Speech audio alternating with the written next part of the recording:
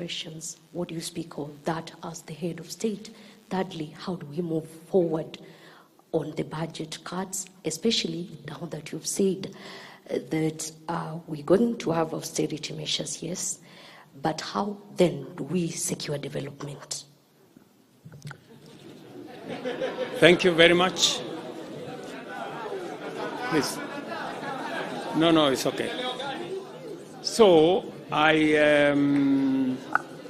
have said young people, 6 to be exact, 6 people yesterday lost their lives.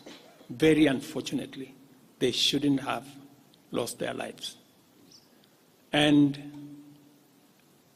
I have said it is a very unfortunate situation. I wish that would not have happened. And there is a framework that will make sure that those 6 Kenyans who died yesterday will be accounted for. Number 2, I did promise the country that there will be no extrajudicial killings going forward. And ever since I came into office, there is not one incident of extrajudicial killing. What you said about abduction are statements that were attributed to some of our civil society groups, but all the people they mentioned have since been found in police custody, and those that were already processed were already released. On the matter of development that you have said, minus the finance bill, it means that some of the development programs amounting to 200 billion shillings, we will have to cut down, to delay them. They will have to wait, some of them, for next year. We will try it again. We will try next year to find some money. Some of them we will have to cancel, because that's the nature of things. And it is because the people of Kenya have spoken loudly that they want a leaner budget for us as a country. Question number 2. We'll take the next question from Busara, K24. Naam, swali langu la kwanza ni wazi kwamba matumaini ya vijana wa Gen Z na baadhi ya Wakenya kwa wabunge yamepungua kabisa ama hata yamepotea. Kwa hivyo kama rais, unachukua hatua gani kuhakikisha kwamba tunawahusisha vijana katika maamuzi muhimu, hasa katika masuala ambayo yanalenga taifa ama ujenzi wa taifa? Swali lingine, je, utahakikisha vipi uwazi katika mpango wako wa kupunguza matumizi serikalini? Maana yake umesema kwamba kuna austerity measures. Je, kutakuwa na transparency? Na swali la mwisho, ningependa kujua kama pengine kutakuwa na fidia kwa wale ambao walifariki, ama hususan kwa familia kwa wale ambao walifariki hapo jana, na je, serikali itasimamia malipo ya wale ambao hospitalini hivi sasa wanapokea matibabu kutokana na majeraha waliopata hapo jana? Asante. Thank you very much. About 214 Kenyans were involved in various skirmishes, and many of them went to hospital. 95 of them were treated and released. Some of them, I think one is still in ICU, and others, I think 14, the minister is here, are still in hospital. But majority of them were treated and released yesterday. As I have told you, on those who lost their lives, there will be a mechanism of how they will be accounted for. On the young people whom you have said, how do we listen to them? Let me say the following. Number 1, I did make a very clear, determined program to create opportunities for young people to work. It was in our manifesto. It is in my plan.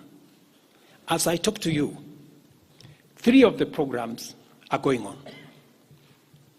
The housing program today has 160,000 young people working as engineers, as architects, as quantity surveyors, plumbers, masons, carpenters, artisans, transporters, accountants.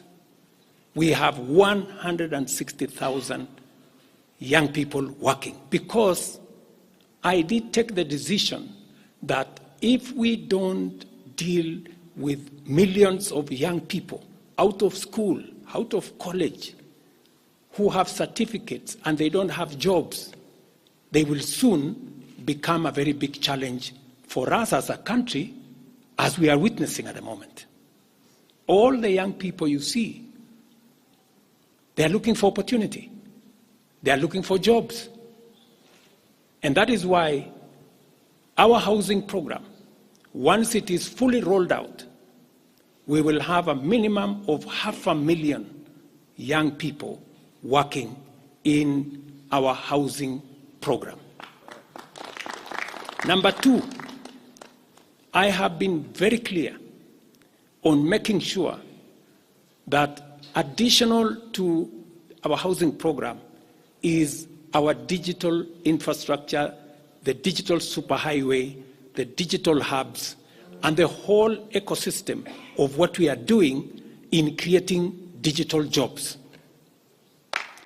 I was in Ruiru with Honorable Kingara, who's right there, not more than a month and a half ago, launching a hub that will hire 4,500 young people under CCI. In this budget, we had added 10 billion shillings to CDF for them to be able to construct ICT hubs in each ward in the Republic of Kenya. That would give opportunities for 200 to 300 young people in every ward to access internet, to be trained, to have a hub, and to monetize their digital skills. We will still find another way of implementing this plan, even if we have to cut back on CDF, if that is what is going to happen. Again, because we believe that young people deserve opportunity. As I talk to you, we've just concluded 3 bilateral agreements, one of them with Germany, on export of labor. Because we have negotiated with many countries who are interested in the high skills of Kenyan labor. And we have an ecosystem, we now have a plan on how we are going to make sure that the young people in Kenya get opportunities to work either in Kenya or outside Kenya. In fact, just last week, I saw on the headlines of one of the dailies, there was a gentleman from my village. He was put on the headline. And he said he operated from where I used to operate selling chicken. That's why they put him in the headline. And his complaint was, you see, the president has not done well because in this village, many people are going to look for jobs outside Kenya. That gentleman did not know that those people in our village that have gone to Saudi Arabia or UAE, I am the one who supported the program for them to go as part of the export of labor. So he thought that those people were going away because there were no jobs in Kenya. But it is part of this plan I have kept on talking about, because I think it was called Misoy or somebody. If you go and check the headline, I think of last week, Thursday or Friday, he was there. He didn't know, the good young man, that I think we have almost 500 or 400 and something people around that village that have actually gotten jobs outside Kenya. And they are changing that village. And that is actually an admission by that gentleman that our plan on export of labor is working. And number two, that when we committed ourselves to making sure that we create opportunities for young people to work, we meant it.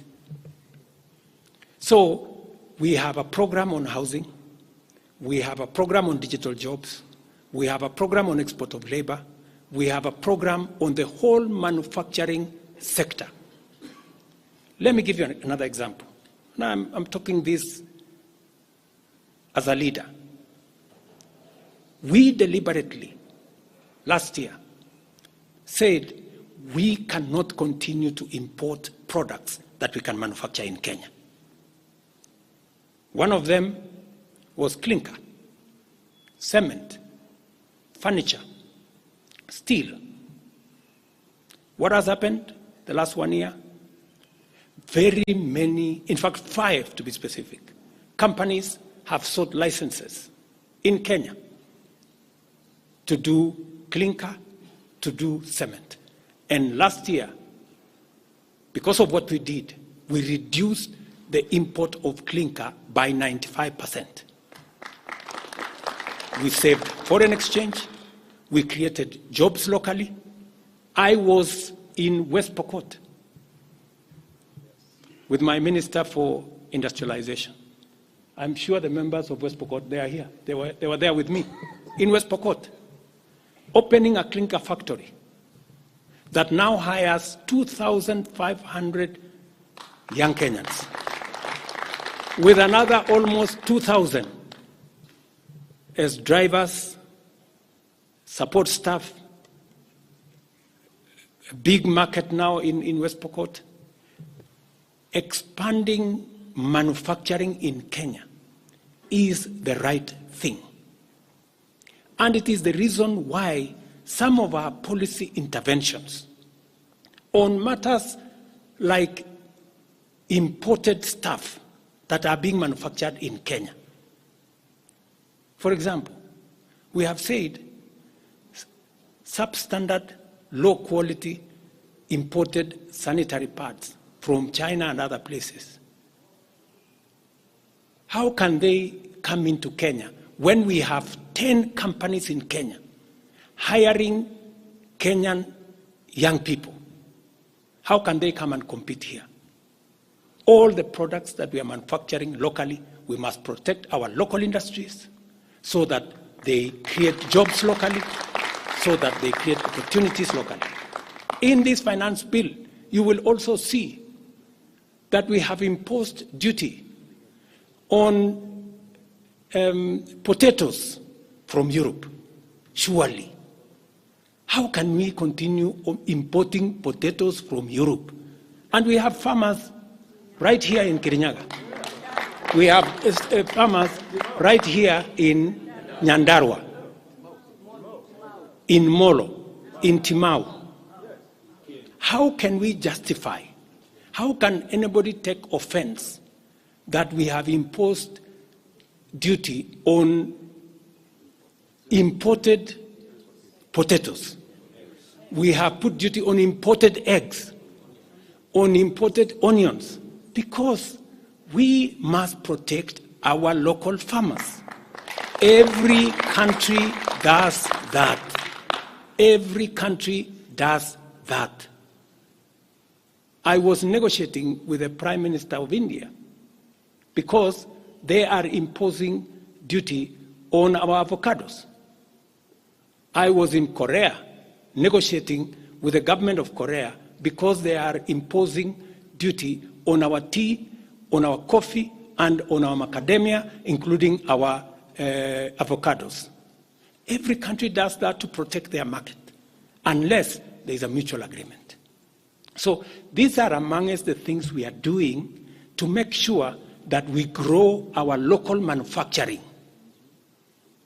create local jobs, create local wealth. That is how we are going to move forward as a country. We cannot continue to be a supermarket for other people's factories. It is important that we also produce our own products. Our young people can produce products in Kenya which are of high quality, which are of international standard, and we can do that. So I just wanted to clarify this point because it is addressing the young people of our country. And I am looking forward to a conversation with my sons and daughters, the young people of this nation, to explain to them the opportunities that they have, and I want to listen to them. What additionally do they want me to do? What can we do better? And how can we move the country forward together? Thank you very much. Thank you, Excellency. That marks the end of the question session. Thank you very much, Your Excellency.